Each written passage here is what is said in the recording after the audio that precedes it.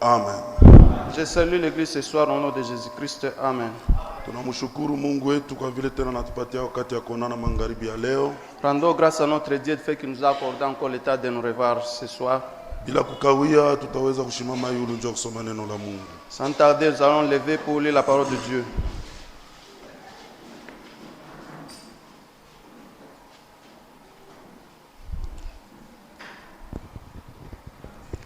Nous sommes en Luc chapitre 4. Nous lisons dans Luc chapitre 4.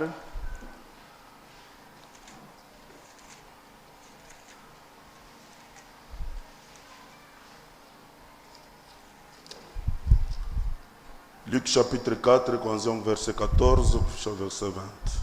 Luka sura 4 mstari 14 mpaka 12. Jésus revêtu de la puissance de l'esprit, Yesu mwenye kuvikwa na ile uwezo ya Roho retourna en Galilée et sa renommée se répandit dans tout le pays d'alentour. akarudia Galilaya na kavumu yake iliweza kutawala mainchi yote ya pembeni. Il enseignait dans les synagogues et il était glorifié par tous. Alifundisha ma sinagogu na aliweza kutukuzwa na boti. Il se rendit à Nazareth où il avait été élevé. Kaenda Nazareti kule kwenye aliweza kumalishwa. Et selon sa coutume, il entra dans la synagogue le jour du sabbat. Na kufatana na ile desturi yabo aliweza kuingia mwile sinagogu ile siku ya Sabato. Il se leva pour faire la lecture. Akasimama njoo kusoma. On lui remit le livre du prophète Isaïe. Akampatia kitabu kia nabii Isaya.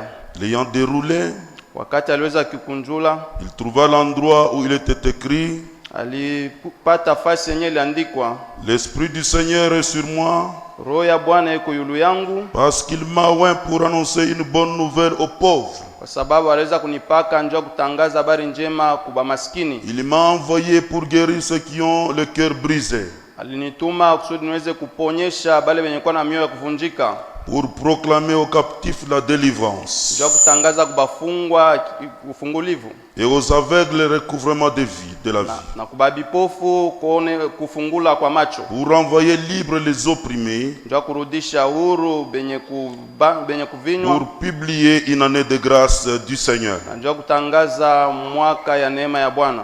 Ensuite, Na kisha il roula les livres, kafunga kitabu, les remit aux serviteurs. kakirudisha kwa mtumishi na kaikala. Tous ceux qui se trouvaient dans la synagogue avaient les regards fixés sur lui. Na bale bote balikuwa mwekalu, balikuwa na macho benye kumwangalia paka yeye. Amen. Amen. Tutakunjamisha vichwa, tutaomba Nous allons Mungu. incliner nos têtes, nous allons prier Dieu. Baba Mungu mtakatifu na Mwokozi Yesu Kristo, Notre Dieu saint, sauveur Jésus-Christ, mwamba wetu na kimbilio yetu, notre rocher, notre refuge. tunakushukuru, tunakupigia tena asante magharibi ya leo. Te remercions, te rendons grâce encore ce soir. Kwa gisi ilikupendeza tupate tena kusanika pa hifadhi mjina yako. Comme il t'a plu de nous réunir encore à ce lieu en ton nom. Wenje ulisema ya kuwa pahali panakuwa bawili au batatu wanakusanyika mjina yangu niko pale. Tu as dit là où deux ou trois sont réunis à mon nom, je suis au milieu d'eux. Magharibi ya leo tunaamini asema uko kando kando nasi paske ni neno lako. Et ce soir, nous croyons que tu es autour de nous parce que c'est ta parole. Uko Mungu asiyobadilika. Tu es le Dieu immuable. Uko sawasawa jana leo hata milele. Tu es le même hier, aujourd'hui, Kwa éternellement. vile ulitembea mwili ya bumutu, Tel que tu as marché dans le corps unatembea humain. pamoja nasi tena magharibi ya leo. C'est comme ça nous voulons ce soir. Jitukuze kati yetu, Glorifie-toi au milieu de nous. tuze benye kuwa na magonjwa, Guéris les malades. na problème ya batoto ya Mungu ipate solution. Le problème des enfants de Dieu trouve des solutions. Tushindie, utuwezeshe. Oh, aide-nous. Neno lako Surmonte-nous. itangaziwe na waaminifu wote. Ta parole soit proclamée avec Hivi fidélité. kila mmoja apate kupata yote anayo lazima kumbele ya macho Ainsi, yako. chacun puisse recevoir tout ce qu'il a besoin devant ta face. Anza nasi na vile utamaliza nasi. Commence et termine avec nous. Tunaweka yote mu mikono yako. Nous abandonnons tout entre tes mains. Mu jina la Bwana wetu Yesu Au Kristo. nom de Seigneur Jésus-Christ. Amen. Amen. Mungu amibariki. Que Dieu vous bénisse. Anajua hii mashiku ilibakia kumkongo, tulianza kusema juu ya predication ni nini uko nayo ndani ya mikono yako. Je sais, durant les jours passés, on parlait sur la prédication intitulée « Qu'y a-t-il dans ta main ?» Na njuu ya kuweza kukomplete ile predication tutaweza kusema njuu ya jubilé. Pour compléter à cette prédication, nous allons parler du jubilé. hii message ni njuu ya Mungu asaidie kila mmoja apate kuwa libre. Ce message, c'est pour que Dieu aide chacun de nous à être libre. Kila mtu apate kuwa libere. Que chacun soit libéré.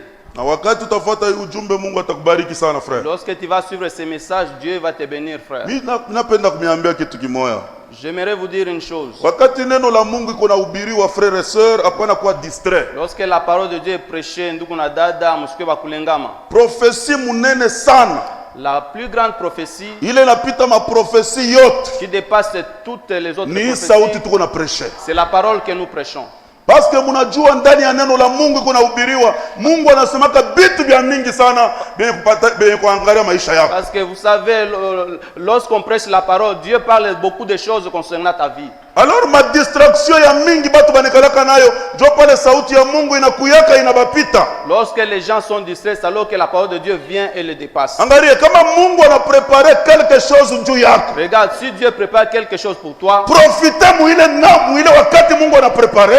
profitez-en lorsque Dieu prépare. Ubambele sauti uitumikie na Mungu atakubariki. Tenez cette parole et vis là, Dieu va te bénir. Mais kama sauti ya Mungu iko na ubiriwa unakuwa distrait. Mais si la parole de Dieu est prêchée, que tu es distrait, Hivi banasema njo vile banasemaka. c'est qu'ils disent, c'est ce qu'ils ont toujours dit. Mambo ya Mungu hamuna mambo ya vile banasemaka. Dans la parole de Dieu, il n'y a pas de... c'est ce Kama qu'ils ont Mungu toujours anasema dit. kitu anakisema. Si Dieu dit quelque chose, il le dit. Kule ulitembelea mishukuku yako. Là où tu étais, je ne Bila sais pas là. ulifanya muvi yako shibiju. Ce que tu as fait dans ta vie, je Mais ne Roho connais pas. Mtakatifu kama anakuya hapa, Mais si le Saint-Esprit vient ici, anaanza kusema vitu biko ndani yako. commence à parler des choses qui sont dans ta vie. Tengeneza mpaka pale Mungu anakuambia. Arranger sur place. C'est Lorsque pourquoi Dieu te Frère Branham parle. anasema Kama ndugu Branham anasema, wakati mhubiri anahubiri sauti ya lorsque Mungu, le prédicateur prêche la parole de Dieu, mwaminifu anaamini ile sauti, les croyants croient cette parole anajikonforme kwa ile et sauti. s'y conforment. Quelque chose doit arriver. Kitu fulani inapasha kufika. Asiseme quelque chose peut arriver. Il n'est pas dit kitu Jamais. fulani kinaweza kufika. Doit arriver. Inapasha kufika. Pourquoi bantu mingi bana traîner? Jua nini beaucoup de gens Pourquoi traînent? ba mingi bana traîner mu parvis extérieur? Pourquoi nombreux traînent dans les parvis extérieurs? Abapende kubamba sauti ya Mungu Ils iko na ne veulent ubiri. pas saisir la parole de Dieu. Beko nona hii sauti sa par hasard. Ils voient cette parole comme par hasard. Banasema paka vile. Bon, ils disent comme Prédicateur ça. aliwaza. Le prédicateur. Sababu le pasteur se anasema pensait wakati seulement. mmoja anasema kitu mwa kinaniambia sema niseme. Tel que le pasteur l'a dit un jour, quelque chose m'a poussé à Il dire. faut tirer attention. Napasha kufanya angalisho. Matona mtu par hasard. Il dit par hasard. Kitu kinamwambia asema par hasard. C'est quelque chose qui lui a dit. C'est par hasard. Hakuna par hasard. Il n'y a pas de par hasard. Angalia frère, na Regarde, kutembea frère. na Mungu yo hii. La manière de marcher avec Dieu, la voici. Munaacha makazi yenu. Vous abandonnez vos travaux. Munaacha maoccupation. Vous abandonnez vos occupations. Pengine uma 17h ndio wakati ulipasha kupata franga. Peut-être vers 17h, c'est alors que tu devrais avoir l'argent. Mais Mungu anakupatia neema. Mais Dieu t'accorde de la grâce. Parce que ba mingi abachake. Parce que nombreux n'abandonnent Mais kama pas. uliacha Mungu anakupatia neema unakuya. Si tu as abandonné, que Dieu te donne la grâce de venir ici. Au kwe kupotesha wakati. Tu n'es pas venu perdre le temps. Jua kenye kile ulifuata. Sache ce que tu as suivi. Na kile ulifuata ndio hiki kinaanza kusemewa Et hapa. ce que tu as suivi, c'est ce qui est parlé ici. Est-ce que munaamini asema mwenye église tu unanihubiri sauti ya Mungu? Croyez-vous que dans cette église, on prêche la parole de Dieu? Mishishikie. Est-ce Je que ne crois munaamini? pas. Est-ce que vous croyez? Kama munaamini asema ni sauti ya Mungu, Vous mujikonforme. croyez que c'est la parole de Dieu? Conformez-y. Mutembee mu rythme Marchez dans le rythme ya ancien de évangile. l'ancien évangile. Furaha ya pasteur, La joie du pasteur, furaha ya baba prédicateur la joie de ce prédicateur, ni kumitosha mu hii kitandaoni kumiingisha mu corps mystique. c'est vous faire Toi, quitter de cet hangar et vous faire entrer dans le corps de Christ. Angalia frère, hatuna mu matendance générale. Regardez frère, nous ne sommes pas dans les tendances générales. Mkona Hapana. papa wote, hapana. Pengine Mungu anaangalia sana tuko mu tendance générale ya tuyaje kanisa. Peut-être vous regardez que nous sommes dans la tendance générale comme les autres et que nous remplissons l'église. Non non. Hapana. Désir yetu ni kuprêcher message. Notre désir c'est prêcher le message. Kutosha bantu mu hii kitandaoni kubaingisha mu corps mystique. Faire quitter les gens de cet hangar pour les Parce que faire entrer dans moment le corps tuko de na Christ. vivre na moi ni moment ya makoncours ya matunisa. Parce que le moment où nous vivons avec vous, c'est le moment des concours des églises. Maesprit sha kuingia hapa sasa kanisa yetu yale. Les esprits sont en train maintenant, donc que C'est notre pourquoi église mnaona soit pleine. wanakajole bantu bana babembelesha manamna yote C'est pour- badada shikieni C'est pourquoi on Ni juu ya cajole les nini? Kanisa gens yale. pour que l'église soit pleine. Frère jana tulikuwa na 1000, hapa sasa tunakuwa 2000. Oh, Hapa sasa tuko 3000. frère, hier nous étions 1000. Ça sert à quoi kama bantu abana baptisé du Ça Saint-Esprit? saidia nini si les gens ne sont pas baptisés du Saint-Esprit? Ça sert à quoi? Ça saidia 10 000 personnes. Mais hakuna Roho Mtakatifu. El fukumi ya batu ça le Saint-Esprit. C'est rien. Ni bule. C'est pourquoi je tuko na prêcher. Joka maana si tuko na ubiri.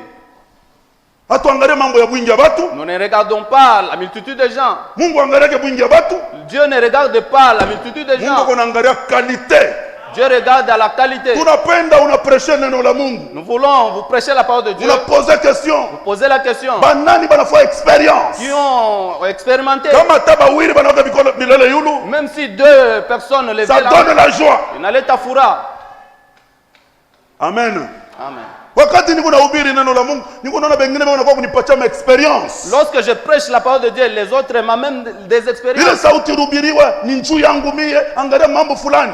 La parole de Dieu a été prêchée, c'est pour moi. Regarde tel Ndio vile problème. tunapenda. C'est ce que nous voulons. Batoto ya Mungu, uko naomba Mungu, Seigneur, sema na maisha yangu. Les enfants de Dieu, vous priez, Dieu parle à ma vie. Hapa mimi nenda mu église. Lorsque je vais à l'église, Pa kusema prédicateur aishi. avant que le prédicateur Mimi termine, napenda aseme bibi baya liko ndani yangu. j'aimerais qu'il parle des mal qui se trouvent en Kama moi. on a prié vile. Si tu pries comme cela, Frère, hata kumwisho ya prédication, frère, même à la fin de la prédication, Mungu atatusha ile mambo. Dieu va toucher ces problèmes. Juu ya nini? Pourquoi? Dieu répond toujours aux prières. Mungu anajibu kila mara kwa Na maombi. kama maombi iko droit, Et si la prière est droite, Mungu anajibu. Dieu répond.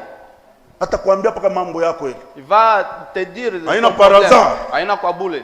Pikia Mungu asante Remercie Dieu kwa vile Mungu anakurepond. du fait qu'il t'a répondu. Amen. Amen. Na magharibi ya leo Et ce soir, Mungu atakurepondre mon frère. Dieu va te répondre. Mungu frère. atakurepondre ma sœur. Dieu va te Mimi répondre, najua ma sema soeur. Mungu kunafanya kazi ndani ya maisha ya watoto Je yake. sais que Dieu travaille dans la vie de ses enfants. Neno la Mungu inaweza kuhubiriwa wewe unaidharau. La parole de Dieu peut être prêchée, mais toi tu la négliges. Anasema hivi njuu ya hivi, anasema hivi Il dit njuu ya ceci hivi. à Wewe cause de ceci, unasema. il dit ceci à cause de ceci. Mais kuko mtoto mwingine wa Mungu inagusa. Mais il y a un autre enfant de Dieu, ça lui a touché. Anaenda na ria kumagoti. Il est allé pleurer à genoux. Njoo ule ile sauti ya Mungu likuhii. C'est à lui était destinée cette parole. Amen. Tunatoka mkusoma na mwemu Luc chapitre 4. Nous venons de lire avec vous dans Luc chapitre 4, Kuanzia mu verset 14 jusqu'à 20. à partir du 14e verset jusqu'au 20e. Tunatoka mkuona namna kani Bwana Yesu Kristo aliweza kuingia ndani ya Nous temple. venons de voir comment le Seigneur Jésus-Christ entrait dans le synagogue. Na aliweza kudeklare, Et il a déclaré alipasha kupreshe mwaka ya neema. qu'il devrait prêcher l'année de jubilé. Ni kitu kimoja kilikuwa très important. Quelque chose de très capital. Wakati anaanza kusema vile frère, Lorsqu'il parlait ainsi, onction ilikuwa yulu yake. l'onction était sur lui. Alikuwa na nguvu ya mingi. Il avait beaucoup de puissance. Rempli de l'esprit. Et kujazwa na roho, Eko nasema, en train de parler. hii sauti mnatoka mkusikia. Les paroles que vous frère, venez d'écouter, ndugu, inaja accomplir hapa sasa. ça s'accomplit maintenant. Jésus Christ Yesu Kristo n'était pas mtu yoyote. hakukuwa mtu wa kawaida. Jésus Christ, Yesu Kristo c'était Dieu dans la chair humaine. alikuwa Mungu mumwili ya mtu. Mungu mzima. Dieu vivant, Le créateur des cieux et de la terre. mumbaji wa mbingu na dunia, Le créateur de toutes choses. mumbaji wa vitu vyote, Mais dans la chair humaine. lakini ndani ya mwili ya Eko mtu natembea pa dunia. anatembea mdunia. Onction yote. Toute l'onction Ilikuwa yulu yake. était sur lui. C'est pourquoi Ndio kwa maana anaanza kuleta ile madéclaration. il donnait ses déclarations. Juu ya nini? Pourquoi? Mungu alitangulia kulaka depuis le jardin d'Eden. Dieu avait déjà prédit depuis le jardin Ke d'Éden atatuma mkombozi qu'il enverrait un sauveur juu ya kukombola watu. pour venir sauver les gens. Pe bana me dit, Ndugu Branham anasema il lit les livres akasoma kitabu et sasi. na kekala, Banasema il a dit ile masauti ya mzuri sana les bonnes paroles ilianza kutoka kukinwa ya Bwana Yesu Kristo. sortaient de la bouche de Jésus-Christ. Amen. Amen. Amen. Amen. Frère, Ndugu, jubilé. yubile, Bantu banapasha kuwa libre. les gens doivent être libres. Bantu banapasha kuwa libéré. Les gens doivent être libérés. Hatutachoka na kubiri. On ne peut pas se lasser de Umwe prêcher. tulale. Si ce n'est, nous mourrons seulement. Hii prédication iko napeleka bantu ku libération. Cette prédication amène les gens à la libération. Libération ya bya kweli ile kuna libere ni sauti ya La Mungu. véritable libération, ce qui libère, c'est la parole de Dieu. Pe bana wanaonesha sema Abraham montre que mwagano la kale Dans l'Ancien Testament, Voilà tu nisomee frère mshikie vile laisse-moi mnaona. vous lire pour que vous puissiez bien comprendre. L'année de jubilé, Mwaka ya yubile, paragraphe 50. kifungo makumi Vous tano. faites bien frère. Suivez attentivement. Maintenant, Hapa sasa, Esaïe a prophétisé au sujet de Jésus, Isaya aliweza kutabiri kuhusu Yesu, disant qu'il allait proclamer l'année de grâce. akisema alipasha kutangaza mwaka ya neema. Maintenant, Sasa c'est de cela que nous voulons nous occuper ce soir. ni juu ya ile tunapenda kuangaikia hii magharibi. Maintenant, Sasa l'année de grâce mwaka ya neema était celle qui arrivait dans l'intervalle de plusieurs années. ati ni ile ilikuwa naonekana katikati ya miaka ya mingi. L'année de grâce, Mwaka ya neema c'est l'année appelée dans les écrits anciens ni mwaka yenye kuita mwile maandiko ya zamani l'année de jubilé. mwaka ya yubile. Ils venaient tous. Walikuwa nakuya bote, Je crois que c'était soit naamini ya kusema ilikuwa tous les 7 ans, miaka saba il yote. y avait une année de jubilé. Kila miaka saba kulikuwa mwaka ya yubile, Et tous les 7 ans, na miaka yote saba il laissait la terre se reposer. alikuwa anaacha bulongo bunapumuzika. Il laissait la terre se reposer. Balikuwa banaacha bulongo bunapumuzika, Il n'y plantait aucun fruit. abakuwa na panda hata tunda moya, Aucun. hata moya. Il n'y plantait rien à récolter. Abakuwa na panda kitu kyokyote kya Il kuvuna. laissait leurs récoltes reposer dans les champs. Balikuwa naacha ile mavuno yao inabakia mshamba Tous les 7 ans. muda ile miaka yote Et à ce saba. moment-là, Na mwile wakati il y ile avait un jubilé. kulikuwa yubile moya. Église Bonafata. L'église suit, Et chaque fois na kila mara qu'il y avait un esclave qui avait été vendu, kulikuwa mtumwa moya mwenye aliuzishwa ou un hébreu, au Mwebrania, un homme qui avait vendu ses enfants comme esclaves. mtu moya aliulisha batoto yake sa batumwa.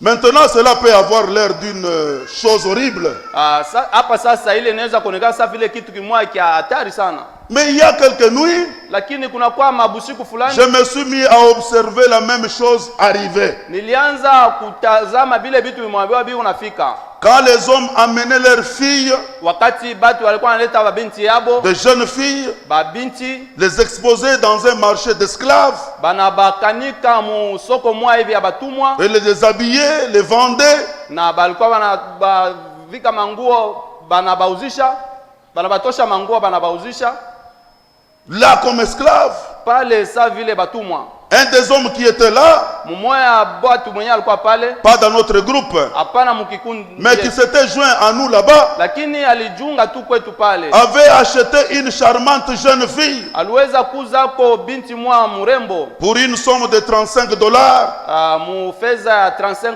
et avait dola. obtenu un titre légal, juste comme vous l'obtenez le titre d'une voiture. Na alipata mikanda ya halali paka vile unapataka mikanda ya gari. Certains se vendaient à $10, Bengine balikuwa nauzisha ku dola 10. d'autres étaient donnés comme des cadeaux. Bengine balipewa sa vile mazawadi. Et combien là Oh, bangapi où pale? le nom de Jésus-Christ n'est pas respecté? Pale jina ya Yesu haina yenye kuheshimika. Les êtres humains Batu, et les êtres humains binadamu et les femmes na banamuke ne sont pas plus que des animaux.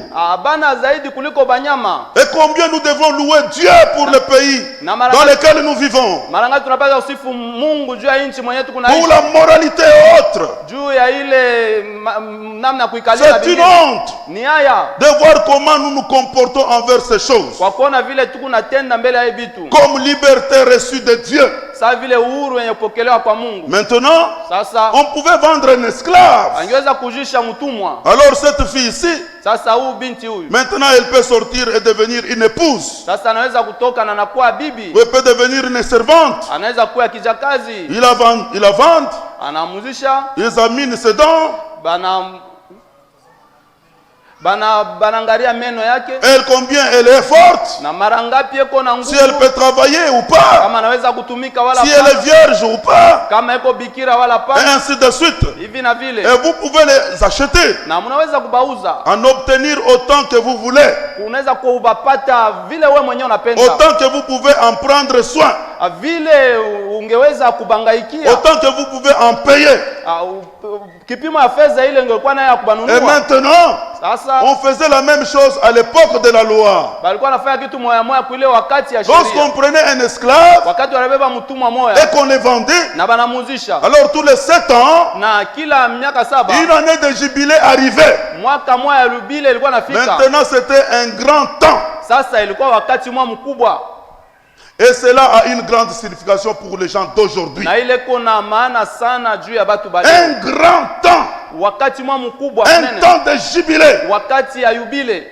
Maintenant, Sasa ces esclaves pouvaient être au champ bale batumwa wanaweza kwa mshamba ou n'importe où en train de travailler. au fasi yoyote beko natumika, Et alors, courbés peut-être sous le fardeau du chef du corvée, au sasa benye kunjama chini ya mizigo ya ule bwana mkuu wa kazi, le propriétaire, ule mwenye il était shamba, leur seigneur et maître mwenye alikuwa bwana absolu. bwana wabo na mwalimu bila Parce qu'il avait un titre légal qui attestait que tel esclave lui appartenait. juu alikuwa na mikanda ya halali yenye alikuwa anamwambia kusema mtumwa fulani ni wake.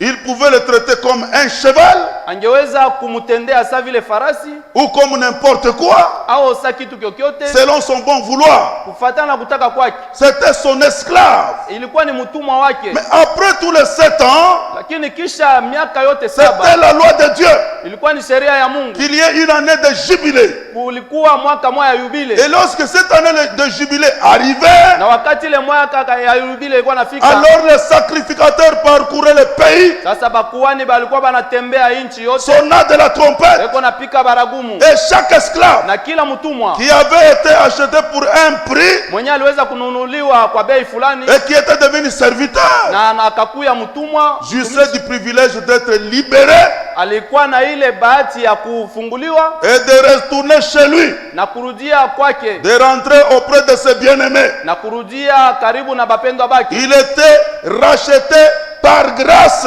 Alikuwa mwenye kukombolewa kwa neema, Il ne devait rien payer. hakupasha kulipa kitu. Ses bien-aimés ne devaient rien payer. Bale bapendwa bake hawangeweza kulipa kitu. C'était un acte de Dieu. Ilikuwa ni tendo mwa Mungu alisema. Quelle belle illustration. Ni mfano kani mzuri Est-ce que vous sana. Vous suivez? Aujourd'hui, Leo des hommes et des femmes banaume na banamuke dans notre pays ndani ya nchi yetu et partout ailleurs nafasi ingine pote se sont complètement vendus au péché, balisha kabisa kujuzisha kuzambi, à la boisson, kupombe, au jeu, kumichezo, aux beuveries. kubitu bya ovyo. Ils font des choses qu'ils ne devaient pas faire. Beko nafanya bitu yenyewe hawakupasha kufanya. Ils sont devenus esclaves du diable. Wanakuwa batumwa ba shetani. J'ai rencontré une jeune dame ici. Niliweza kukuta kijana moya hapa. Il n'y a pas longtemps. Akuyakawia. Elle disait, Alikuwa anasema, Frère Branham, ndugu Branham, je donnerais n'importe quoi si seulement je pouvais briser cette chaîne de whisky. ningeweza kupeleka kitu kyokyote kama tu ningeweza kukate mnyororo ya whisky. Elle dit, Anasema, j'ai commencé lorsque j'étais une petite fille. nilianza wakati nilikuwa tu ningaliki binti mdogo. J'ai sorti avec un garçon qui buvait. Nilikuwa natoka na kiana mwanaume alikuwa nakunwa. Nous avions commencé par mélanger des boissons. Tulianza kwanza kwa kuchanganisha mampombe. Puis j'en suis devenu une parfaite esclave. Sasa hapa mimi nakuwa mtumwa kabisa kabisa. Si je n'en prends pas, kama mimi sikunwe iko tu ile je deviens tout simplement folle. Mimi nakuwa tu mwenda bazimu. Si seulement je pouvais m'en débarrasser. Kama tu mimi naweza kuachana nayo. Je dis, nasema, tu ne peux pas le faire de toi-même. Hawezi kuifanya wewe mwenyewe. Mais je connais quelqu'un Lakini mimi najua mtu qui peut briser cela pour toi. mwenye anaweza kuvunja ile. Le Seigneur Jésus-Christ Bwana Yesu Kristo est venu pour te libérer. alikuya njoo kukukomboa. Amen. Maintenant, Sasa, si vous pouvez le remarquer, kama unaweza kuitambua, cette année de jubilé hii mwaka ya yubile se répète encore en symbole. ikuna rudilia tena mumufano. Maintenant, chaque fois qu'il y a un réveil Sasa kila wakati kunakuwa qui uamkisho frappe le pays, yenye napiga nchi juste comme le grand réveil gallois, kabisa kabisa, paka ile saa ile uamsho qui s'est terminé il n'y a pas longtemps. ile inamalizika kuyakawia. Nous pourrions aller et avoir de Billy Graham, de Oral Robert, Tunaweza kwenda na kupata Babili Graham, ba Oral Robert partout dans le pays. fasi yote muinchi. Et peu importe comment nous essayons, combien nous essayons Na mara ngapi tuko na jaribu de rassembler les gens dans une organisation kukusanisha batu mu matengenezo et moja de délier, na kubafunga, il faut Dieu pour susciter un réveil. inapasha Mungu ndio kulamusha kwa uamkisho fulani. Amen. Amen. Nous essayons d'avoir une organisation des hommes d'affaires chrétiens. Tunajaribu kupata matengenezo mwa bafanya C'est biashara bien. vya Maintenant, Bakristo, ni ils mzuri. essaient d'avoir une association internationale, Beko najaribu kupata interdénominationnelle des ministres. matengenezo mwa ya kimadhehebu yote ya C'est tout à fait bien.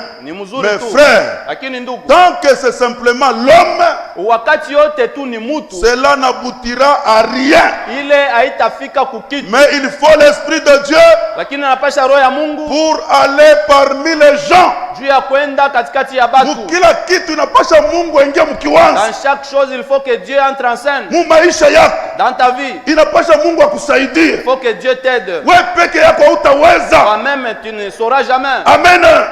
Frère, Ndugu, wakati yote ilikuwa ni sheria mu Israeli. chaque fois que c'était la loi en Israël, Wakati yote kulikuwa après 7 ans, après chaque 7 ans, kulikuwa mwaka moya. il y avait une année Ile ilikuwa mwaka ya jubilé. qui était l'année de jubilé. Parce que kulikuwa bafungwa, Parce qu'il y avait des esclaves, kulikuwa ba esclaves, il y avait des prisonniers. kulikuwa bengine banaanza kuja kubauza. D'autres, on les Sasa achetait. frère Branham anaexplique namna kanaliona leo. Tel que Frère Branham l'a expliqué comment il a vu Mui aujourd'hui. wakati Dans ce temps, eko nona bantu frère. on voit les gens, Beko frère, na beba watoto banamuke. prennent des jeunes filles, Beko nenda kuba expose. les exposent, Beko na baujisha.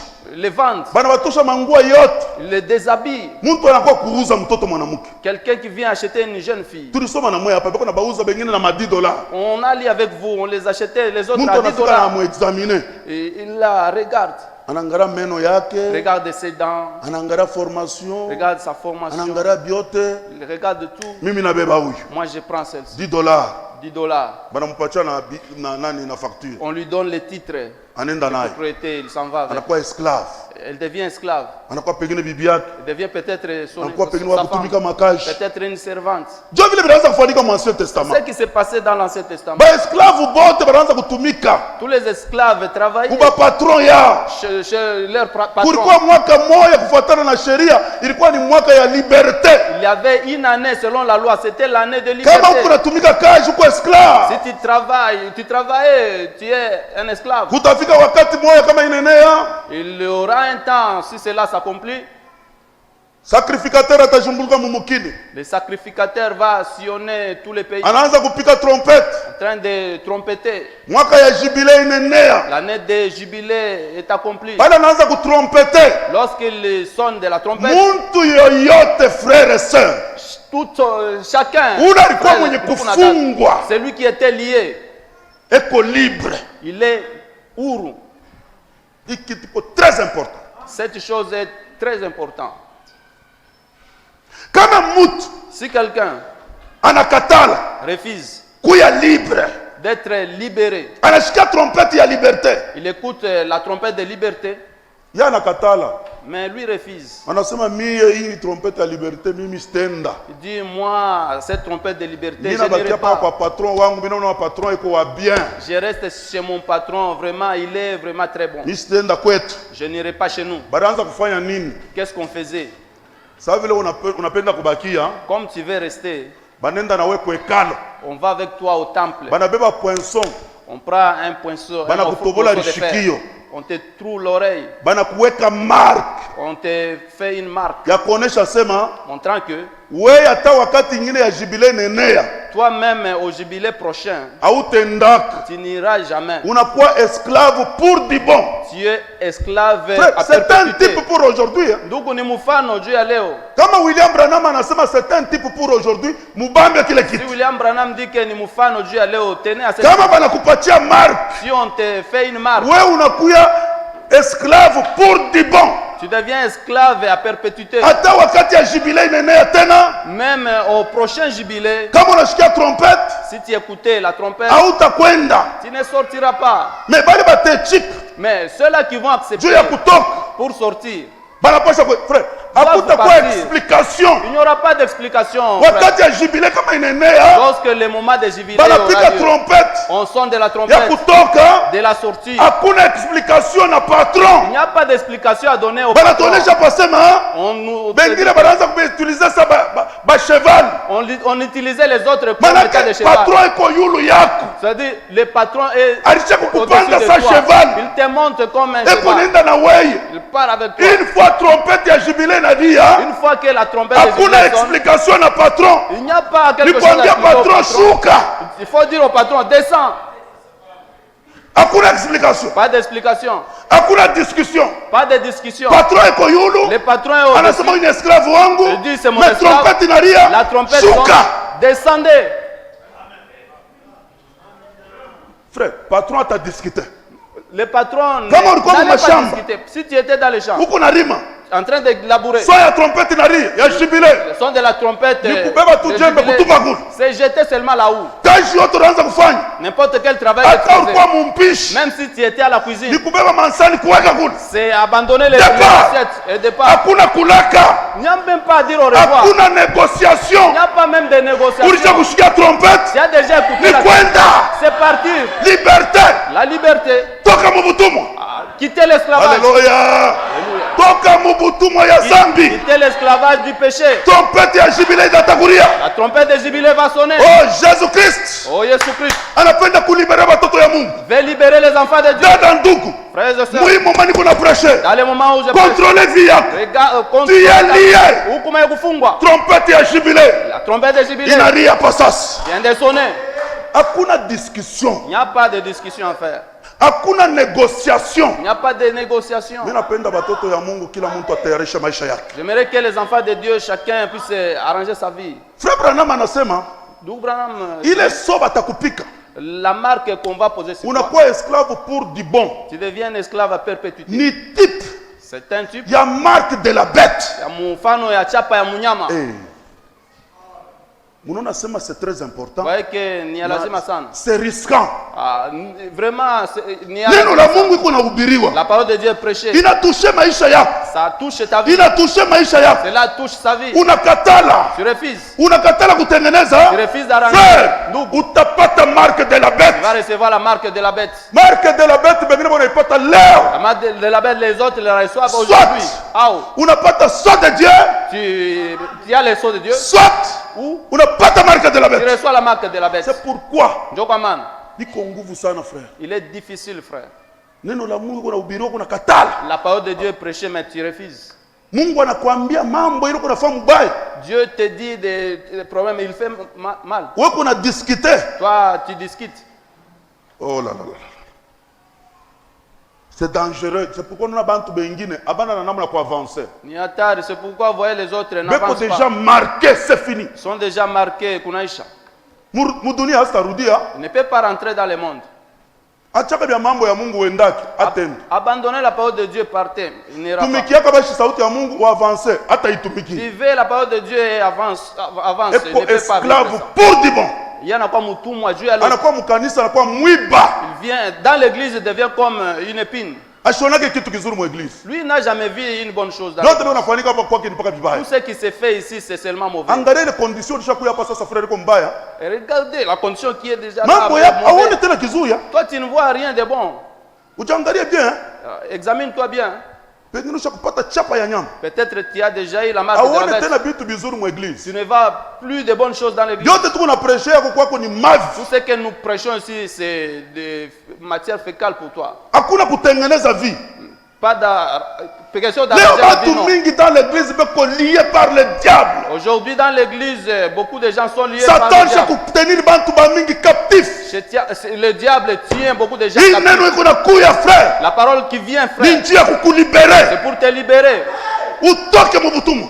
Sortez de l'esclavage. Tutakondane hapa mambo ya mameshi mnavimba. On va condamner ici le problème des mèches, mais vous vous enflez.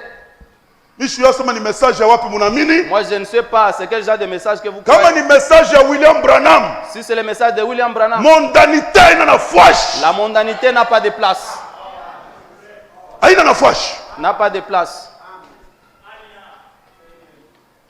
Kama ni hii ujumbe, Si c'est ce message, Hii ujumbe iko natayarisha bibi harusi. Le message qui prépare l'épouse. Sans tache ni ride. Bila doa wala kikundi. Ni rien de semblable. Wala kitu kya kufanania. Péché. Zambi. Haina nafasi. N'a pas de la place. C'est dont nous avons besoin aujourd'hui. Yenye tukunao lazima leo. Ce sont des prédicateurs. Ni bahubiri. À l'ancienne mode. Ba ile mtindo wa Qui zamani. prêchent la parole. Benye kubiri La neno. parole qui tombe. Neno kuna nguvu. Comme des bombes. Sa vile mabombe. Iko naingia. Et c'est la pénètre. Tout droit mu maro ya batu. Oh du dans le cœur de Iko na pasula. en train de piécer. Iko na kata zambi. En train de couper les péchés. Le temps de jubilé. Wakati ya yubile. Iko na libéré. Kufungula. Pana kuimba tu mwimbo baragumu Et inaria. non seulement chanter le cantique, oh la trompette a sonné. Baragumu ya La uhuru. trompette de liberté. Baragumu inaria. La trompette a sonné. Baragumu ya uhuru. La trompette de liberté. Est-ce que uko libre? Es-tu libre? Est-ce que unatembea mustari ya sauti ya Mungu? Marches-tu dans la lutte de la parole de Au Dieu? unapenda utembea vile unapenda? Ou bien tu veux marcher comme tu veux? Wewe bana anasema iko na signification munene sana juu yetu leo. Branham dit que cela a une grande signification pour nous aujourd'hui. Ule mtu akupende kwenda alipasha kubakia esclave. L'homme qui ne voulait pas partir devrait rester esclave. Alipasha kuwa esclave pour toujours. Esclave à perpétuité. Haupende kuacha zambi. Tu ne veux pas abandonner le péché. Tabakia esclave Tu pour toujours. resteras esclave Dieu à l'autre. Hii sauti itaanza kukupita tu. Cette parole va te passer Hata sur bana la tête. prêcher la munakani. Malgré qu'on la prêche comment. Kwako wewe bitakuwa normal. Pour toi, ça sera normal. C'est fini. Ile zambi inakubamba lote. Kunaisha, les péchés te saisissent pour toujours. Et puis utasema Mungu nibariki. Tant que upende kutembea musauti ya Mungu, Mungu Et asitakubariki. tu diras, oh Dieu, me bénis-moi. Tant que tu ne veux pas marcher dans la parole de Dieu, Dieu ne te bénira Je vous dis. jamais. Nakonesh. C'est dangereux, hein? Ni hatari. Pengine leo uta remarqué, hein? Peut-être aujourd'hui tu ne vas pas remarquer Mais cela. toi ou tard uta remarqué. Hata nyuma zaidi utaweza kuvumbula hilo. Unatembea paka en dehors de la parole. Bana ubiri sauti ya Mungu na vimba. Tu marches seulement en dehors de la parole, on prêche la parole de Dieu. Bana Tu sema t'enfles. kitu na vimba. On dit quelque chose, tu gonfles là où tu es. Mais siku moja uta remarqué Un jour tu remarqueras que ulikuwa cela, nje ya sauti ya Mungu. que tu étais en dehors de la parole de Dieu. Maintenant, Hapa sasa, lors de ce grand réveil gallois wakati ya hii uamkisho mkubwa ya kule qui avait Uingereza, commencé, yenye iliweza kwanza, c'était un temps de jubilé pour les Gallois. ilikuwa ni wakati ya yubile kwa bale batu wa Cela Uingereza. avait commencé juste avec un groupe de gens illettrés Ile ilianzaka tu na kikundi kia batu benye abakujua kusoma, qui prêchaient simplement l'évangile. benye walikuwa nahubiri tu habari njema, Et la puissance et la gloire de Dieu commencèrent à descendre. na uwezo na utukufu wa Mungu ulianza kushuka Au point que munukta. les hommes d'affaires Bale bafanya biashara allaient au travail, walikuwa naenda kukazi, essayaient s'asseyaient à leur bureau balikuwa wanaketi kuma ofisi yao et pleuraient comme des bébés. na balianza kulia sa batoto bachanga. Ile esprit kwa pileo Où est cet esprit aujourd'hui? ya bantu banashikia sauti ya Mungu inagusa maro yao, Les gens écoutent la parole de Dieu qui touche leur cœur. banenda mu mabiro yabo, Ils vont dans leur bureau, banenda mu manyumba, dans leur maison, mkanisa mwenyewe, dans l'église. bantu beko nalia sa ba Les bébé. gens pleuraient comme des Mais bébés. leo Mais aujourd'hui, bantu beko ba sanfutiste. les gens sont vraiment sans Tunafika focus. kumwisho ya mambo, Nous sommes arrivés à la fin du tuko problème. yulu ya piramide, Nous sommes au-dessus du kule pyramide. chini ni kinene, Là en bas, c'est trop mais huku grand. ni kaloko. Mais ici, c'est effilé. Tuko Vraiment. kumwisho ya piramide. Nous sommes à la fin du Neno la Mungu kuna ubiriwa, tuna muntu eko pale kuna cheka. La parole de Dieu est prêchée, mais quelqu'un est Bana là en gusa train moyo de... wake. On touche ton cœur. Ole ye kuria, On lieu de pleurer, anacheka ncheko ya ironie. elle rit d'une manière ironique. Anasema Dit, hey, ah, c'est dangereux. ni hatari. Bantu abarie tena juu ya bibaya. Les gens ne pleurent plus pour les mauvaises choses. Mungu Dieu, utakuwa siku. il y aura un jour, Mungu atakwambia pour la dernière fois. Dieu va te dire pour la dernière Ça sera fois, terminé pour. na itamalizika juu yako. Cheza na neno la Mungu. Joue avec la parole de Dieu. Bana ubiri. On prêche. Unajua bien. Tu sais très Que bien hii inakonda ni sauti. que ce qui est condamné, c'est la Haina parole. sauti ya Joseph hii. Ce n'est pas la parole de Ni Joseph, sauti ya Mungu. c'est la parole de Dieu. Mais unavimba. Mais tu t'enfles Mukibasi. dans la Unacheka. chaise. Tu ris, Unafurahi. tu te réjouis même. Mwenye kuikala muzambi. Assis dans les péchés. bantu banaanza kwenda mabiro beko na ria frère. Les gens allaient dans les bureaux en train de pleurer. Ile wakati ile réveil iliweza kulamuka. Lorsque le réveil gallois était Pleurer comme des bébés. walikuwa nalia sasa batoto bachi. Arrêtez les rencontres, Balikuwa nasimamisha ile mikutano yabo. les affaires Ile mabiashara des yabo. fermiers Bale balimaji. dans les champs, Mule mashamba. s'asseyaient sur leurs charrues Balikuwa nekala pa ile kile kya kulimia yabo. en train de labourer. Beko na lima. Ils arrêtaient leur attelage, Balikuwa nasimamisha ile ngombe ya sortaient kulima. des champs, Banatoka mshamba. des pêcheurs tout faits, Batenda zambi mutu. levaient les mains Bananyosha mikono. vers Dieu et imploraient la miséricorde. Kwa Mungu na beko naita rehema ya Mungu. Les gens allaient sur les routes et partout, Batu walikuwa nenda mabalabala nafasi. les sifflets Beko na se mettaient à retentir, mafirimbi ilikuwa na ria. et ainsi de suite. Na hivi na vile. Un réveil était en cours. Uamkisho ilikuwa na Bantu frère, les gens frères beko nenda mumanjia en abashikia ya muntu, n'avaient honte des personnes beko na siffler mumanjia. en train de siffler. Muntu anaweza kutoa magoti hata mkacha balabala, anaweka mikono yule. Quelqu'un pouvait s'agenouiller même au milieu de la Anaanza kuomba Mungu. lever les mains, commencer à prier. Mais ni bantu ba leo tuko nabo frère, C'est les gens d'aujourd'hui que nous avons, frère. beko na haya ya sauti ya Mungu, Ils ont la honte de la parole de Dieu. beko na haya ya Bwana Yesu. Ils ont honte du Seigneur Jésus. Tuko na dada, Frères et sœurs. napenda réveil Je ilabuke mu maisha yako. puisse se réveiller Uyo dans asema hii ta vie. sauti tuko na pressure, Vous savez que vous sachez iko que na la kuya parole njuu ya que nous prêchons kuzaza vient pour écraser ubaya bote mwenye kupatikana ndani yako. tous les péchés qui est en vous. Bantu beko liye, Les gens sont liés. bantu benye kufungwa Les gens sont liés na machuki avec des haines. beko hapa Sont ici, mu église, dans cette église. benye kufungwa Sont liés na chuki. avec la haine. Anachukia frère wake, Il hait son frère. anachukia sœur Il wake, hait, elle hait sa sœur. anachukia prédicateur Il wake. hait son prédicateur. Hii chuki inatoka wapi? Vient cette haine. Mhubiri kuna prêcher, Le prédicateur prêche. kuna transpirer. Il transpire. Banduku na badada, Frères et sœurs, kuhubiri prêcher, hakuna facile. ce n'est pas facile. Kama Mungu unaona ni kazi facile, Si vous voyez que c'est vraiment une œuvre facile, Mungu akulamusha kuna wewe ku ministère. que Dieu te suscite en Vous train de prêchez, prêcher, tuone. que tu prêches. Kama puisse utafikia voir. kubiacha. Si tu ne voudras pas Kuhubiri haina abandonner. succès. Prêcher, ce n'est pas du Ni succès. kazi ya nguvu sana frère. C'est un travail dur. Ni kazi ya nguvu. C'est un travail dur. Amujue vile tunalalaka Vous ne mshindi. savez pas comment nous passons. de Huko nuit. nalala maungu iko nauma. Vous dormez, tous les corps fait mal. Mimi nisha kufanya effort. J'ai déjà fourni Seigneur un effort. nisaidie comme je fais un peu de fois ma mouvement ya mingi, ça me dérange beaucoup. Seigneur, aide-moi. Je ne vais pas faire beaucoup de mouvements. Ikuna news ici. Frère, kama unaenda autalala, Si vous partez, vous parfois ne dormez pas. unapata insomnie. Des fois, vous avez l'insomnie. Kupresha ina kazi ya teketeke frère. Prêcher, ce n'est pas un travail facile. Wale batoto ya Mungu abayuwake importance ya ba Parce prédicateur. que les enfants de Dieu ne connaissent pas l'importance des Ndio prédicateurs. pale beko na ba néglige. C'est pourquoi ils négligent les Pasteur prédicateurs. asemaka kintu kimoya hapa kinataka kuniridhisha pale pale. Pasteur avait dit quelque chose ici, je voulais Mais ça pleurer vous donne là-bas. la joie vous. Lakini iko nimpatia mwe furaha. Mais un jour Lakini siku moja tasamba njoo bimurisha kushikia. vous allez comparaître pour les choses que vous écoutez. Mungu amibariki. Que Dieu vous bénisse. Shimuseme amen. Dites amen. Pasteur anasema hapa anasema.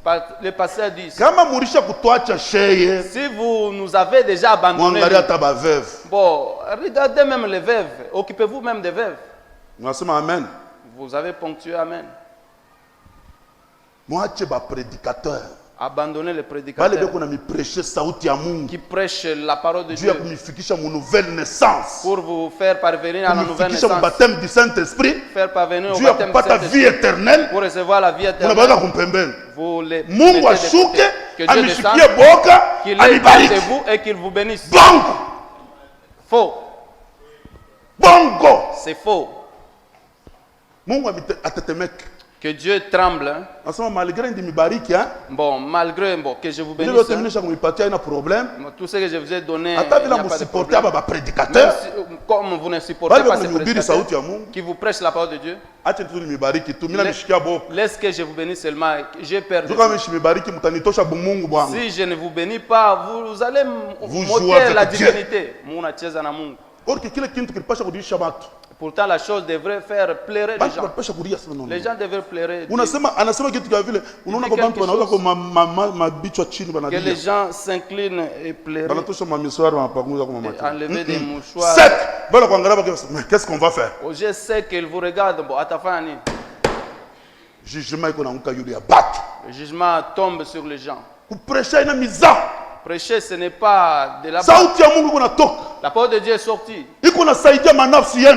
Aide vos âmes. La parole de Dieu sort. Aide vos maisons. La parole de Dieu sort. Aide tout ce que vous faites.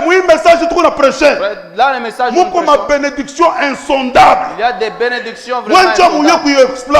Vous ne connaissez pas comment exploiter ça. Vous ne connaissez pas comment prendre votre vie et donner à Jésus. Vous ne savez pas comment prendre le Seigneur Jésus-Christ. Première position, frère. Si vous le mettez en première position, frère, vous allez commencer à pleurer pour le mal que vous faites. C'est donc que l'Amérique a besoin ce soir. C'est donc que Lubumbashi a besoin ce soir. Elle n'a pas besoin d'un Billy Graham. Ni d'un Robert. C'est donc qu'elle a besoin ce soir. C'est le Saint-Esprit. C'est mouvant parmi les gens. Proclamant l'année de liberté. C'est vrai. Elle n'a pas besoin d'une nouvelle organisation. Elle n'a pas besoin d'un nouveau système. L'unique chose donc elle a besoin, c'est le Saint-Esprit venant dans la puissance de la conviction. Vous pourriez prêcher l'évangile et au point d'en grissonner. Vous pourriez faire des signes et des prodiges au point d'en grisonner. Il faut que Dieu vienne parmi les gens et entre en action. Amen. Nous avons besoin de ce Dieu de Branham. Nous avons besoin de Pentecôte. Nous avons besoin de ce Dieu de Pentecôte. Qu'il entre en scène, frère. Le Saint-Esprit travaille dans les gens. Chacun ce soir qu'il puisse examiner sa vie. Nous prêchons sur la liberté. Nous prêchons sur le jubilé. Que chacun à cet endroit, dans cette église, qu'il regarde ses faiblesses à lui. Tu connais la faiblesse par laquelle tu as la haine. Tu as la cupidité. C'est le démon ce soir. Nous voulons que tu sois libre. Trompette de jubilé. Sonne ce soir, sœur. Tu es lié par le monde. C'est un péché. Nizambi. Tout ce qui est en dehors de la parole, c'est un péché. Viens à l'hôtel. Plairer devant Dieu. Tu es la frère. Tu es lié par les convoitises de la chair, les convoitises des yeux. Viens à l'hôtel. Plaire devant Dieu. Dieu va aider ta vie. Tu es lié avec l'ivrognerie. Tu es lié avec les mensonges. Tu es lié avec les vols. Viens ici. Tu es volé. Ton vol est excellent. C'est excellent. Tu es un grand voleur. Tu voles même Dieu lui-même. Tu le voles. Un voleur qualifié. Aujourd'hui, c'est Seigneur, je mérité kwenda mu prison. Place devant Dieu, tu dis, Bwana nastahili kwenda mugereza. Je mérité prison. Je mérite la prison. De Kassap. Dieu a obligé à cause de mon vol à moi. Je te vole, toi Dieu. Frère, si tu as un problème avec moi, Dieu va trancher pour nous ces problèmes. Mais si tu as les problèmes avec Dieu lui-même, qui va trancher cela? Voleur de dîmes et des offrandes.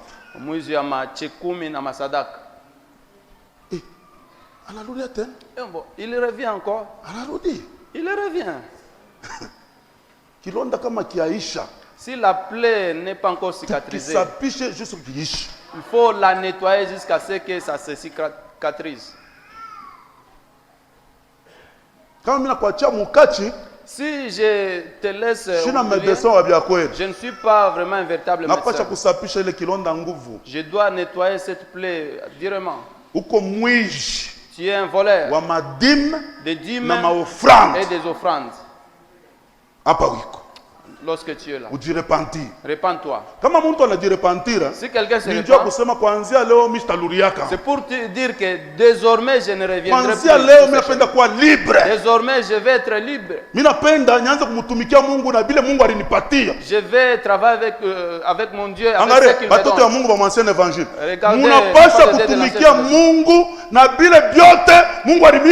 Vous devez travailler pour Dieu avec tout ce que Dieu a donné. Si c'est la vous allez lui servir avec.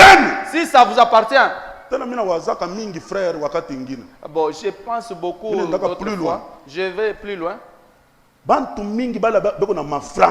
Beaucoup de gens qui sont friqués ne veulent pas payer les dîmes et les offrandes. Cet argent-là n'appartient pas à Dieu.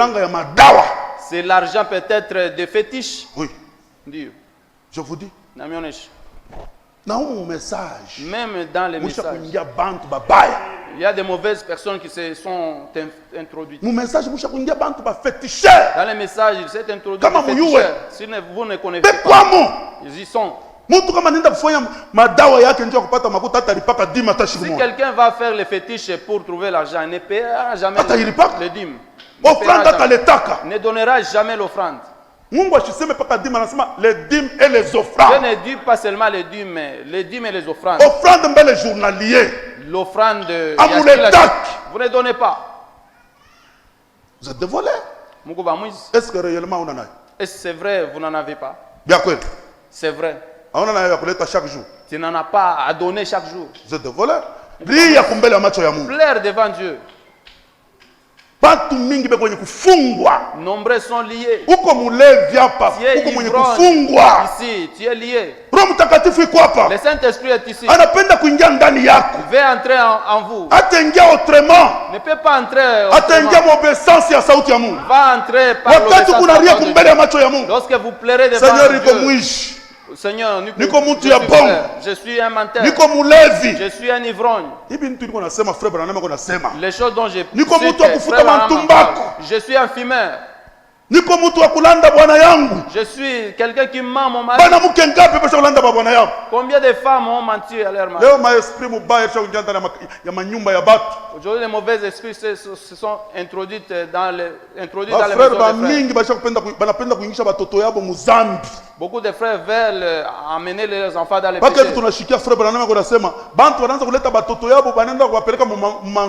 Tel que nous avons écouté frère Am dit, les gens amenaient leurs filles au marché. Les ont déshabillés. Et on venait les acheter. Dans le monde d'aujourd'hui, nombreux de pères et de mères exposent leurs enfants. Disent à leurs enfants, si vous portez seulement des longues robes comme ça, tu vas rester longtemps dans la maison. Commence à porter des jupes courtes qu'on voit et te moleste. Parce que nombreux voient que les mariages c'est ça la vie éternelle. Donc, une fille peut aller au ciel vierge. Sans mariage. Mais vivant la parole de Dieu. Il ne faut pas la déshabiller. Aujourd'hui, nombreux déshabillent les nombreux les introduisent dans la mondanité. Mes enfants font ceci. Tu penses que les mini-jupes que tes filles tu n'es pas d'accord. Tu es quel genre de chrétien? Moi, je crois le message dans l'ancien évangile. Lorsque nous crions ici, vous n'écoutez pas. Les enfants n'ont plus l'air des chrétiennes. Le feu va brûler ici. Madame, De la manière dont tu t'es maquillé, la manière dont tu es, ça ne montre pas l'air des chrétiens. C'est-à-dire les chrétiens, ils ont l'air vraiment, l'air apparence. Mais si aujourd'hui, ta maison frère est abîmée, les enfants sont corrompus, la vie du péché est entrée dans la maison. Vous engagez le démon. Il faut que les maisons aujourd'hui soient libérées. En commençant par nous les parents. Que nous soyons libérés. Et que nos enfants seront aussi libérés. Le feu va brûler dans la maison. Oh frère. Oh Ndoukou. Frère, laisse-moi te dire, là où tu es, tu es pasteur de ta maison. Tu dois savoir comment diriger ta maison. Si tu ne sais pas comment diriger ta maison, le problème dans les maisons, ne dis rien, tais-toi. Parce que ta maison n'est pas bien dirigée. Vous êtes pasteur dans vos maisons. Mais si les maisons sont abîmées, pensez que ici à la chair, ça sera calme. Bon, si ce n'est, nous ne croyons pas ce message. Mais si c'est le message de William Branham, nous lisons des choses ici. Nous devons les crier devant les enfants. C'est le moment de jubilé. Quitte l'esclavage. Tu bois de la. N'est-ce pas, tu suis les prostituées, tu connais bien. Bon, Dieu va te bénir comment? Hein? Dieu va te bénir comment? Et toi? Bon, une femme mariée, bon, tu fais la prostitution pourquoi? Tu es en dehors de la parole de Dieu. Si tu es une épouse, on te baise au jour par d'autres maris. On te tapote au dos, te touche même au sein. Tu es en dehors de la parole de Dieu. Répands-toi. Arrange ta vie. Sinon, la colère de Dieu va descendre. Nous sommes dans l'état de jubilé. Les gens doivent être libérés. Si les sons de la trompette, soyez libres. Comment on peut être libre? Si tu ne veux pas être libre, esclave pour du bon. Tu seras esclave. Tu vas recevoir la marque de la bête. Si tu t'en dans la parole de Dieu, nous vous disons pour les esclaves, même si les patrons lui montaient dessus, descends. Toi aussi, dis ce soir, descends. Quitte. Quitte le tribalisme. Quitte. Pourquoi? Dans l'église de Dieu, il n'y a jamais eu de tribalisme. Nous tous sommes une seule tribu. C'est les chrétiens. Terminé. Vous écoutez? Nous sommes issus de différentes tribus. Nous venons de différentes tribus. Celui qui vient par ici. Celui vient d'ici. Nous nous rencontrons ici. Ce qui nous lie, la parole de Dieu. Nous venons de chrétiens. C'est ça notre tribu. Notre loi, c'est la parole de Dieu. C'est fini. Cette parole, c'est ça notre problème. Qui dit la parole? Qui dit le message? Qui dit la parole? Et nous avançons comme ça. Pas question de le pasteur ni kabila kan. Oh, le pasteur bon, c'est lui qui ni kabila kan. Il est de quel? Il n'y a pas de problème de tribus. Les tribus sont pourries. Chaque tribu est pourrie. Chaque tribu. Ah, c'est mauvaise chose. Maintenant, si chacun a porté sa tribu, nous serions quel genre d'église? Bon, vous allez nous faire marcher dans quelle tribu? Comme des églises qui ont poussé dans les une église qui commence, une église de Kassaïens. Bon, que je ne parle pas, vous les voyez. Oh, ça, c'est apparent. Ici à côté. Kama unafika unapita pale tu unashikia unaona namna mbele beko nacheza cha kwabu. Si vous passez là-bas, vous voyez comment il prédication yenyewe. La prédication elle-même. Comme Kikasai. En Kikasai. Sabiriwamba, Sabiriwamba. Oh, Sasa bengine abatashikia je. Les autres vont écouter quoi? Les gens qui ne connaissent pas votre langue vont écouter quoi? Ils vont rester seulement dans les danses. Vous jouez les tambourins. Vous ne comprenez pas ce qu'ils font. Notre église. Ici, il n'a pas question de notre église. Ici, c'est question de la parole de Dieu. Ce qui nous lie avec vous, c'est la parole. Que dit la parole? Que dit le prophète? Que dit le message? Oui, mambo. Dans ce que dit le message? Le prophète a dit quoi? Oui, mambo fulani. Dans ce ce qui nous conduit. Où qu'on a difficulté? Que dit la parole? C'est ce qui nous lie.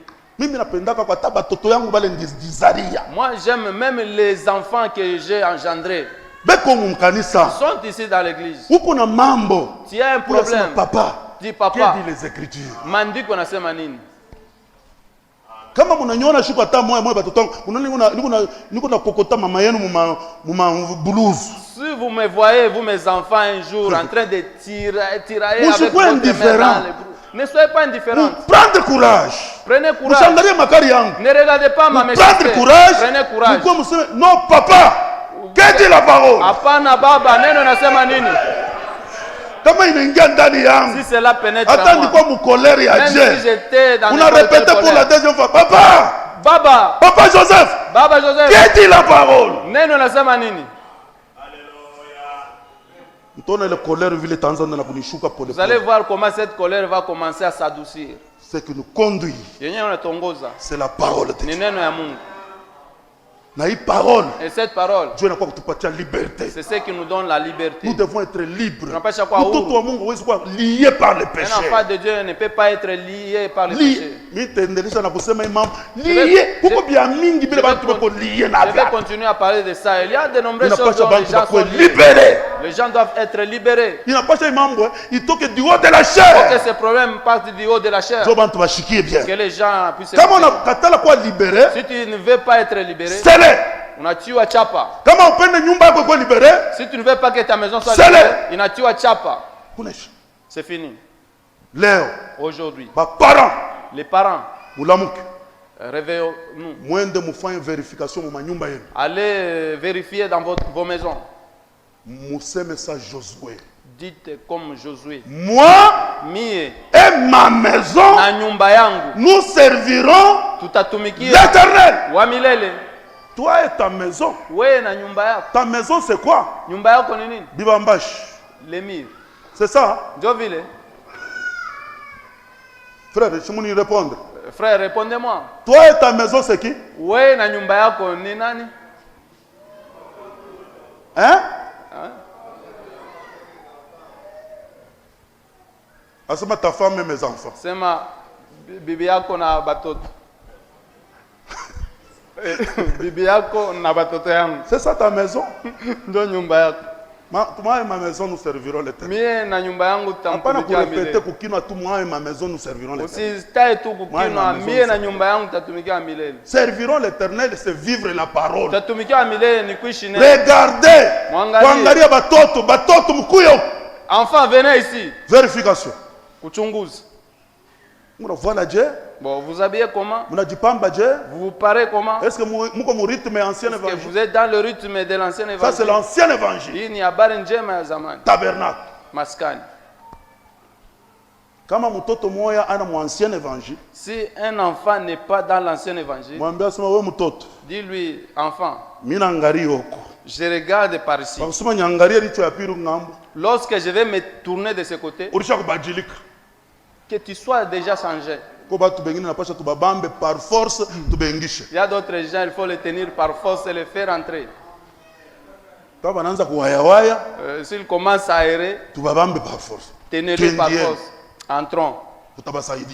Nous allons les aider. Kama Mungu anasema, Mungu eko nasema mkino wake anasema sheye ba parents.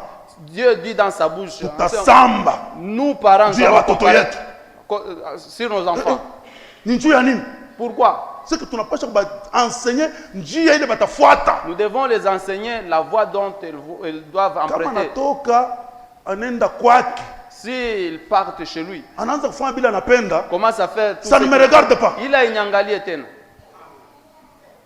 Mimi nasema ka saa mimi. J'ai dit comme moi. Caleb ko kwake. Caleb est chez lui. Na bibi yake. Et son épouse. Mimi nishakumpatia parole.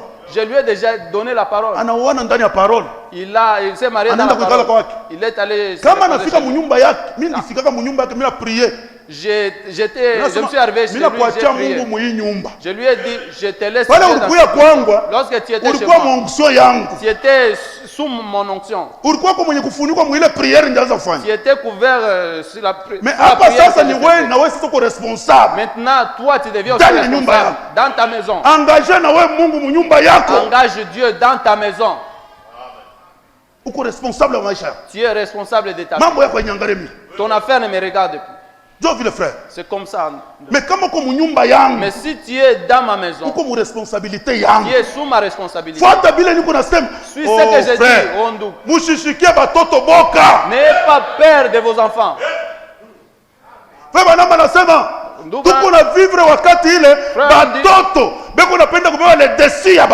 vivons dans le temps où les enfants veulent prendre le dessus des parents. Je peux vous lire ça. Les enfants veulent prendre le dessus. Ça, c'est l'esprit. Il est héroïque. Ça domine les enfants et que tu reculer, ta maison s'abîme. La maison est abîmée. Oh frère, tout à fait. Oh frère, qu'est-ce que nous allons faire? Moi j'ai dit, l'enfant est parti faire. Irresponsable. Tu es irresponsable. Irresponsable. Il va écarter l'œil. Vos enfants. Attention. Faites attention. C'est moi la tête dans cette maison. Je veux que vous marchiez dans le rythme de l'ancien. Et ne pas marcher comme vous voulez. J'avais dit un jour. Je vais écrire ordre dans la maison. Je vais écrire l'ordre ndani ya nyumba yangu. Usawa ndani ya nyumba yangu. L'ordre dans la maison. Usawa ndani ya nyumba. J'ai vu ça. Gondola. Niliona ile kondola. Nyumba pasteur moya. Dans la maison d'un pasteur. L'ordre dans la maison. Utaratibu munyumba. Il écrit, il met. Dans cette maison, il y a un chef. Le chef, il cite son nom. Deuxième point. Dans cette maison,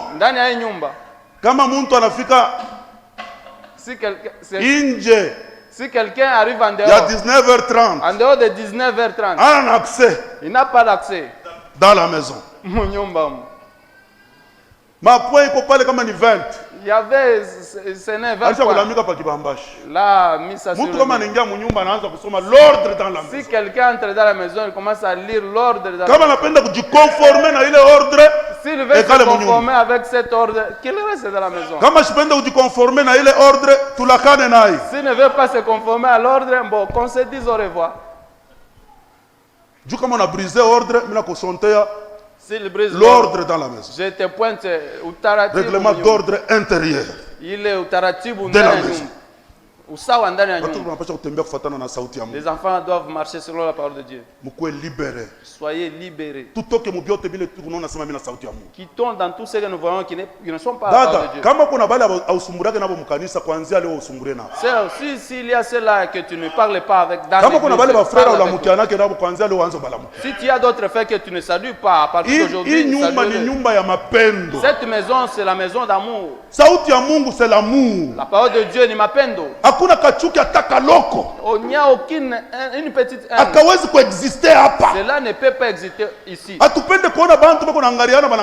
Nous ne voulons pas voir les gens, ils se regardent. D'où vient la haine? Il dira tous ces années qu'on ne connaissait pas. Ce qui nous fait à nous reconnaître, c'est cette parole qui nous enseigne l'amour. Saluez-vous, vous tous. Saluez-vous. Saluez-vous. Saluez-vous, vous tous. Saluez-vous. Oh, vous n'écoutez pas. Saluez-vous. Saluez-vous.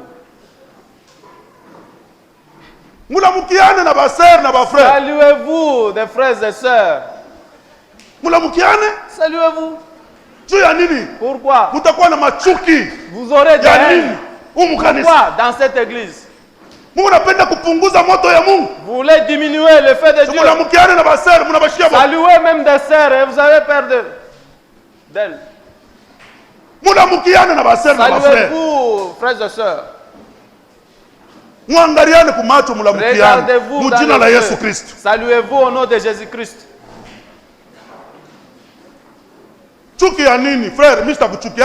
La haine, pourquoi? Je ne t'haïrai jamais. Marchons dans la parole de Dieu. Je ne parlerai pas mal de toi. Je vais parler des choses et pas bien de toi.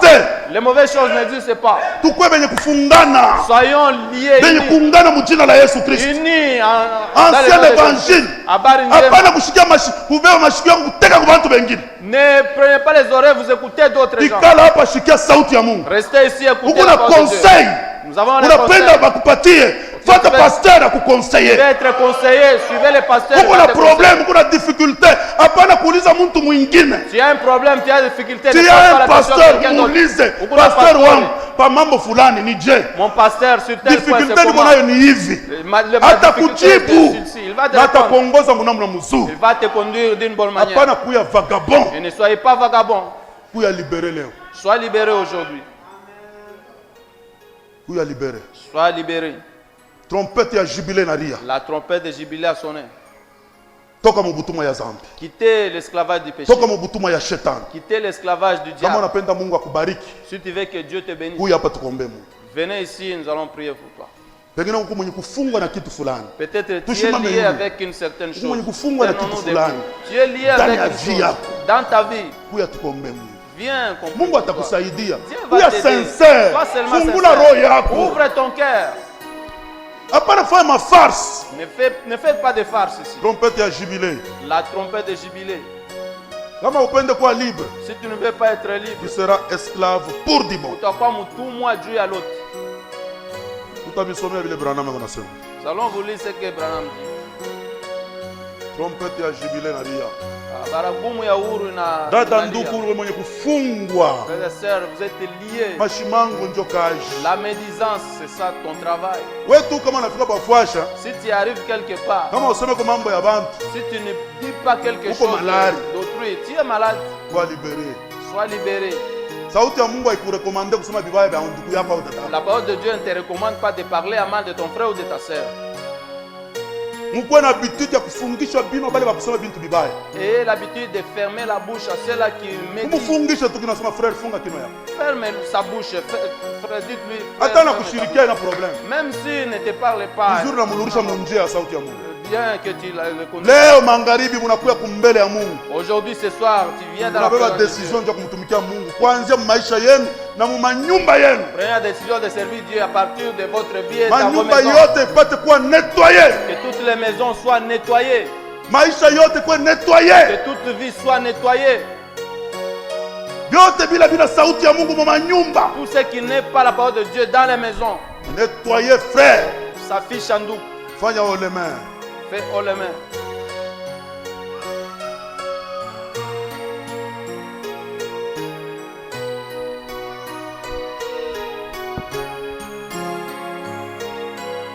On vient de voir. On vient de voir combien le Seigneur est bon. On vient de voir combien le Seigneur est bon. Mon frère, ma soeur, on vient de voir combien le Seigneur est bon. Tu es Dieu, on vient de voir combien le Seigneur est bon. Oh, on vient de voir, on vient de voir, on vient de voir, on vient de voir. On vient de voir combien le Seigneur est bon. Oh, on vient de voir, on vient de voir, on vient de voir, on vient de voir. Combien le Seigneur est bon. kuja uone, kuja, Bwana ni mwema. Wewe ndugu, kuja, Bwana ni mwema.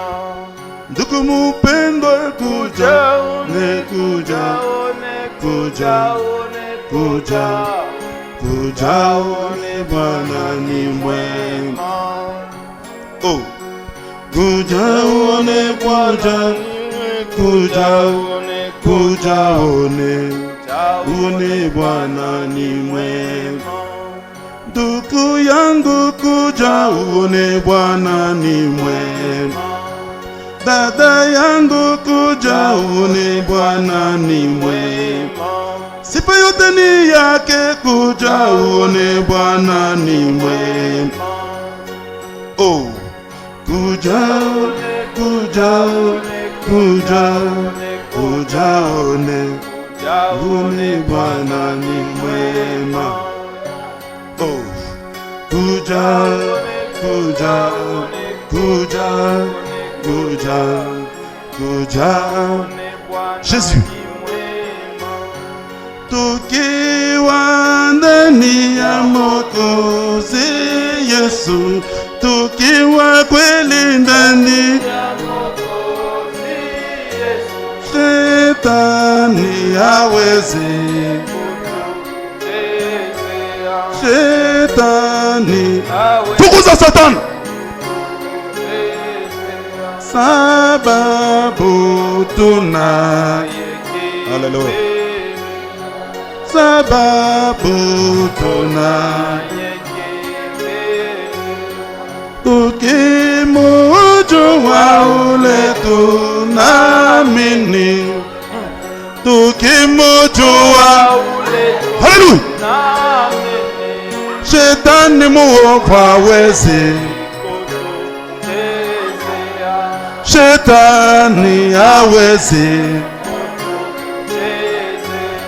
sababu tunaye. Sababu tunaye, tukimujua ule tunamini, tukimujua ule tunamini. Shetani muovu hawezi, Shetani hawezi, sababu tunaye, sababu tunaye, tukifanya mapenzi ya Mwokozi, tukifanya mapenzi ya Mwokozi, Shetani muovu hawezi, Shetani hawezi, sababu tunaye, sababu tunaye. Seigneur Jésus, tu es tout puissant, Bwana Yesu Mungu awezo yote, le créateur des cieux et de la terre, Muumbaji wa mbingu na dunia, le Dieu d'Abraham, d'Isaac et d'Israël. Mungu Abrahamu, wa Isaka na wa Israeli. Nous te remercions, nous te rendons grâce tunakushukuru, tunakurusha neema pour la parole de vie que tu viens de nous donner. juu ya neno uzima natoka kupatia. C'est toi qui as proclamé le temps de liberté. Wewe ndio uliweza kutia pika baragumu ya uhuru. Tu as proclamé le temps de jubilé. Ulitangaza baragumu ya yubile. Seigneur, tes enfants sont venus devant toi. Bwana, batoto yako banakuya kwako. Ils veulent être libérés de toutes choses. Banapenda kufunguliwa na vitu vyote. Tous les démons mampepo yote qui sont dans leur vie, yenye iko ndani ya maisha, tous les esprits méchants, ile mampepo mkali, les démons d'une manière ou d'une autre, mampepo mchafu mnama, nous les chassons tunaifukuza au nom de Jésus, mujina la Yesu Kristo, au nom de Jésus Christ, mujina la Yesu Kristo, et tous les esprits méchants mwema mpepo mchafu puissent disperser. mutoke mtawanike. Seigneur, libère, Bwana fungula, libère, fungula, Donne la libération, Seigneur. Nous voulons que ces enfants de Dieu puissent être libérés complètement et totalement dans toute la nature des péchés. Les péchés ne puissent pas avoir l'occasion sur eux. Toi-même, Seigneur, tu puisses remplacer chaque péché par l'amour véritable. Oh Dieu, remplace les péchés par la vie de Christ. Seigneur, tu connais le cœur de chacun. Libère au nom de Jésus-Christ. Libère, Seigneur. Manifeste-toi dans leur vie. Nous voulons que la colonne de feu puisse accompagner chacun de nous. Partout où ils seront, tu puisses les visiter d'une manière ou d'une autre. Visite-le par des visions, par des songes. Oh Dieu, tu es le Dieu de ta parole. Fais quelque chose pour eux. Manifeste ta présence.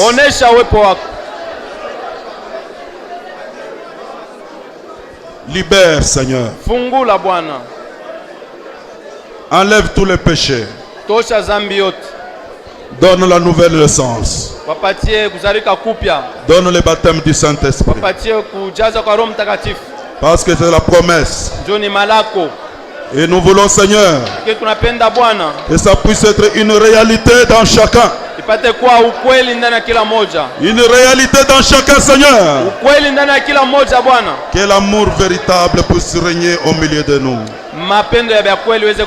Donne-nous la soif de prier, la soif de jeûner, la soif de veiller, la soif de réveil. Oh Jésus, fais que, Seigneur, cette parole puisse toucher chacun de nous pour la gloire de ton nom. Au nom de Jésus-Christ. Soyez libérés au nom de Jésus. Que vos maisons puissent être libérées au nom de Jésus. Vos familles puissent être libérées au nom de Jésus. Vos activités puissent être libérées au nom de Jésus. Vos vies puissent être libérées au nom de Jésus-Christ. Merci, Seigneur. Nous pouvez rentrer. Nous remercions, Seigneur. Je te remercie, Seigneur, pour toute l'œuvre que tu as accomplie au milieu de nous. Dieu vivant, le Dieu immuable, le même hier, aujourd'hui, éternellement.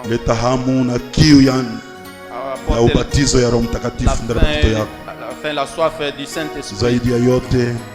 Au-dessus de tout, que ton amour domine toute l'Église. Salama yako ipate kutuaccompagner. Que ta paix nous accompagne. Mwangaza ipate kuonekana ndani ya manyumba yetu. La lumière se manifeste dans nos maisons. Nguzo la moto ipate kutushindikisha. La colonne de feu nous accompagne. Na malaika wa Bwana apate kukampe kando kando nasi. L'ange de l'Éternel campe autour de nous. Bariki pasteur wetu. Bénis notre pasteur. Bariki watumishi yako. Bénis tes serviteurs. Bariki ba officiers. Bénis tous les offices. Tuungane mu kintu kimoya. Unissons-nous comme un seul homme. Na tupate kutumikia. Et que nous puissions te servir jusqu'à ce que tu vas apparaître dans la nuit. Tout ceci, nous le demandons avec foi. Au nom du Seigneur Jésus-Christ. Amen. Amen. Que le Seigneur Dieu vous bénisse.